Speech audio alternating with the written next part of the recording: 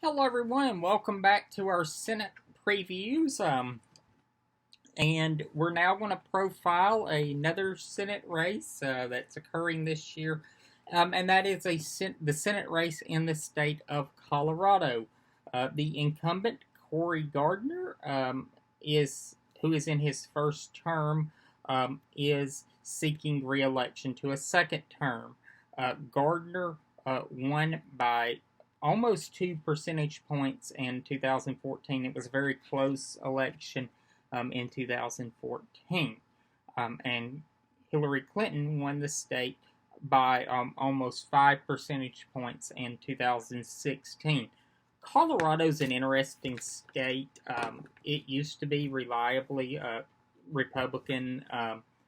Bush won it twice and was always really seen as a really good state for Republicans. Democrats would have to struggle to win in the state. And in recent times, the trend has been in presidential election years, if the Senate race is being held, Democrats will do well in Colorado. In 2004, Ken Salazar won um, the Senate seat, even though Bush carried the state at the presidential level. Salazar won the Senate seat. In 2008, though, Barack Obama carried the state and elected a Democratic senator from that state, Senator Udall. Um, when Salazar resigned to become Interior Secretary, um, Michael Bennet, the current senator, senior senator from Colorado, was appointed to that seat. He faced a special election in 2010, and it was really close. He almost lost it. But when he came up for a full Senate term in 2016, um, Senator Bennet won quite easily. But as evident by the Gardner unseating an incumbent Democrat in 2014, um, Republicans are still very competitive in the state, and they tend to fare better in midterm election years.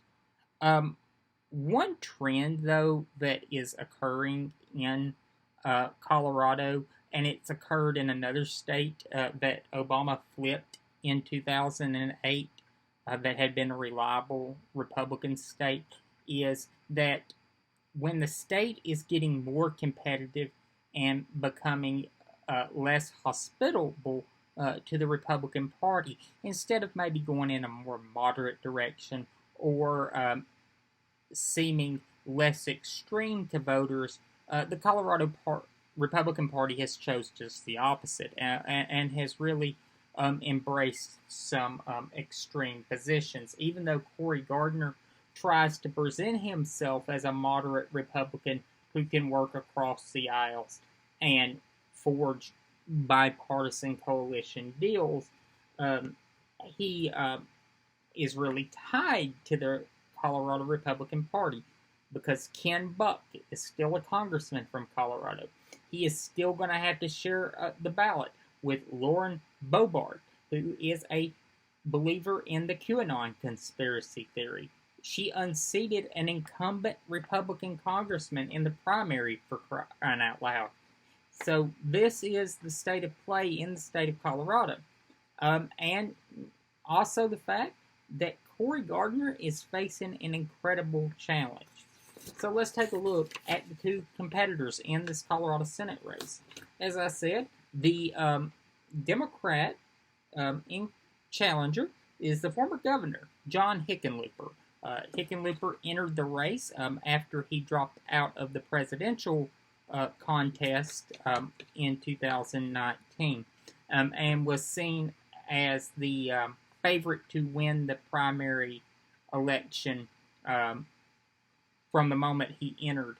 It was a very crowded primary, a lot of challengers from his left, but in the end, John Hickenlooper won that primary quite easily.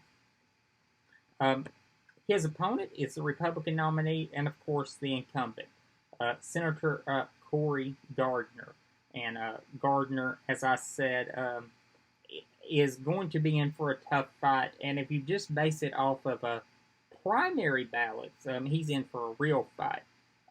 64% of the ballots cast were for Democratic candidates in the primaries, and only 35% were cast for Republican ballots. As I said, this was going to be a tough election for Gardner from the word go. It's a presidential election year.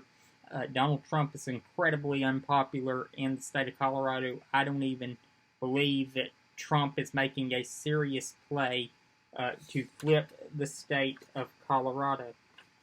And for some time, the polling has indicated that Gardner is in real trouble.